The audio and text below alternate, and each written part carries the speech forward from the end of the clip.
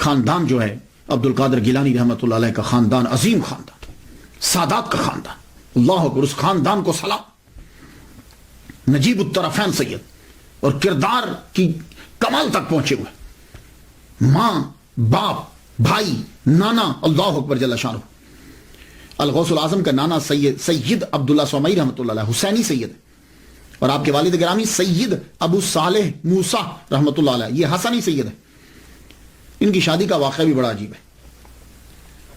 حضرت سید ابو صالح موسیٰ رحمۃ اللہ علیہ آپ گیلان میں رہتے تھے، اور گیلان میں سبزہ ہی سبزہ ہے، باغات ہیں، دریا، پہاڑ، بہت خوبصورت منظر ہے، کبھی آپ جائیے. تو اب ایسے علاقے کے اندر ایک ینگ آدمی کو کیسے بچنا ہے؟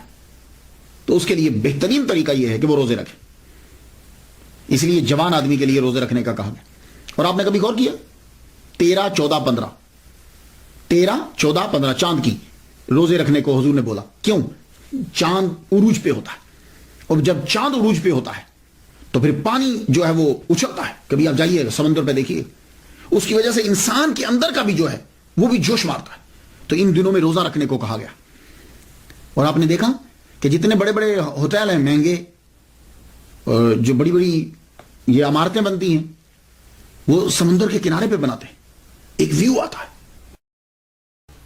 وہاں لوگ عیاشی کے لیے جاتے ہیں. تو جہاں سبزہ ہوگا، دریا ہوں گے، پانی ہوگا، تو وہاں کنٹرول کیسے کرے آدمی اپنے اوپر؟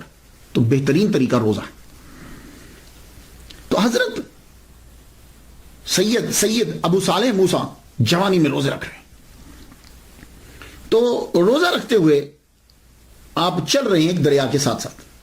میری بڑی کوشش تھی بچپن سے میں تلاش کروں کہ یہ دریا کون سا ہے کہ جس دریا کے کنارے آپ چل رہے ہیں. تو جب میری ریسرچ یہ ہے کہ وہ دریا جو ہے وہ ہراز ریور ہے، یہ گیلان کے اندر ہے.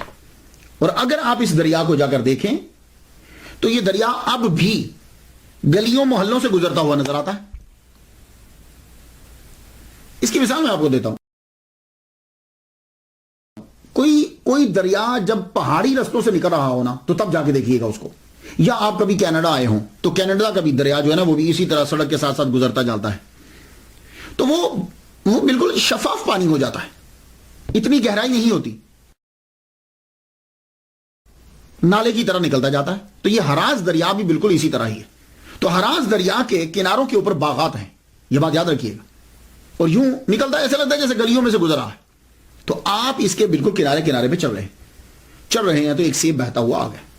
اور یہ باغات، سیب کے باغات اور یہ سارے سرسبز و شاداب علاقہ گیلان کے اندر ہی ہے، اور ہراز بھی ریور گیلان میں ہی ہے.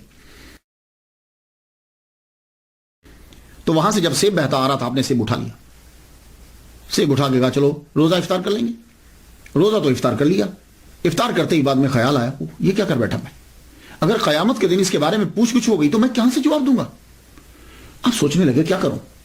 ایک دم خیال آیا کہ یہ ادھر سے آ رہا تھا، مخالف سمت میں چل پڑے. جدھر سے وہ آ رہا تھا سیب، تو اب جب وہ چل پڑے تو ایک جگہ پہ پہنچے. ابھی بھی آپ جا کے دیکھیں تو ہراز ریور کے گرد میں باغات اور شاخیں اور درخت آپ کو نظر آئیں گے.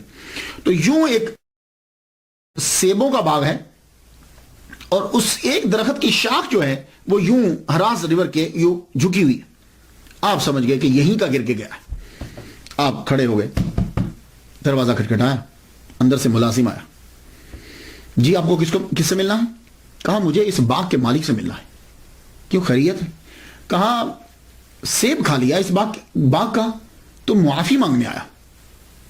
ملازم کی بھی عمر گزر چکی تھی، نوجوان کا چہرہ دیکھتے ہوئے اچھا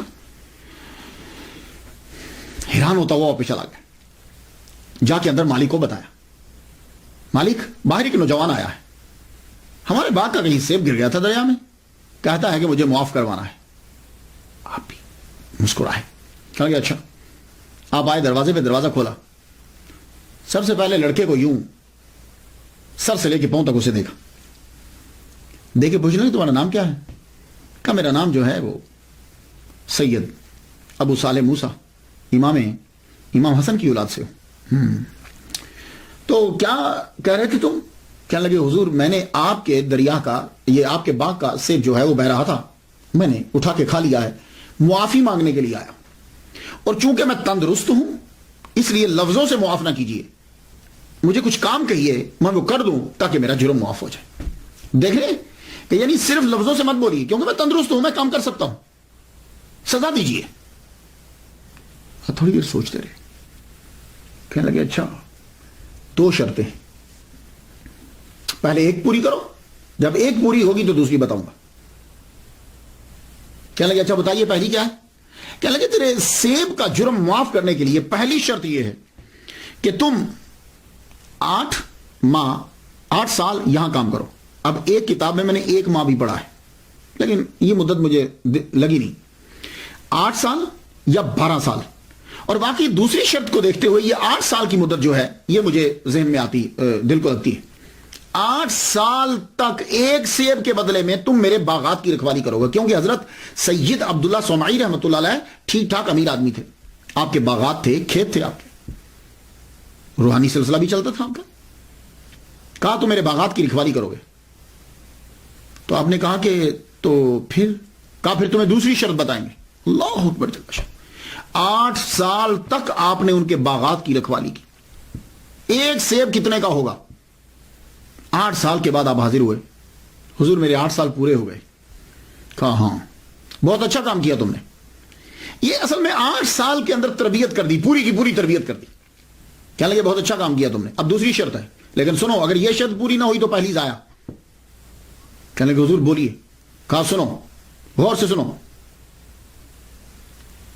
دوسری شرط یہ ہے کہ میری ایک لڑکی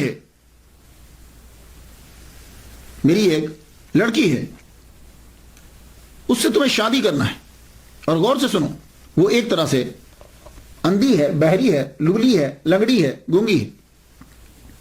یہ لفظ ایک طرح سے سنیں، لیکن جب آدمی بولتا ہے تو آدمی کا دھیان بڑی چیز پر ہوتا ہے، وہ بیچ کے لفظوں میں سے نکل جاتا ہے۔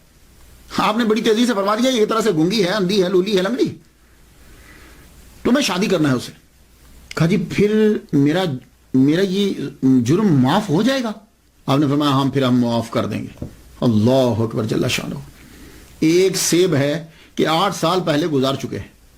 اور ہمارے ہاں یہاں کیا ہوتا ہے، اگر آپ لوگ پاکستان سے ہیں، میں باقی ممالک کے بارے میں تو نہیں جانتا، پاکستان میں کبھی جاتا ہوں تو یہ جب گنا پک جاتا ہے نا، جس سے چینی بنتی ہے، رو نکلتی ہے، یہ گنے کی ٹرالی جو ہے نا وہ شوگر ملز کی طرف جاتی ہے، وہ جب جا رہی ہوتی ہے تو سڑک کے اوپر لڑکے جو ہیں اس کے اوپر چڑھ جاتے ہیں، ایک لڑکا اس کے اوپر چڑھ جاتا ہے، وہ وہاں سے گنے کھینچ کے اتارتا جاتا ہے، اور پیچھے لڑکے جو ہیں وہ پوری ایک جماعت ہوتی ہے، وہ اس گنوں کو پکڑ کے جا کے اسے۔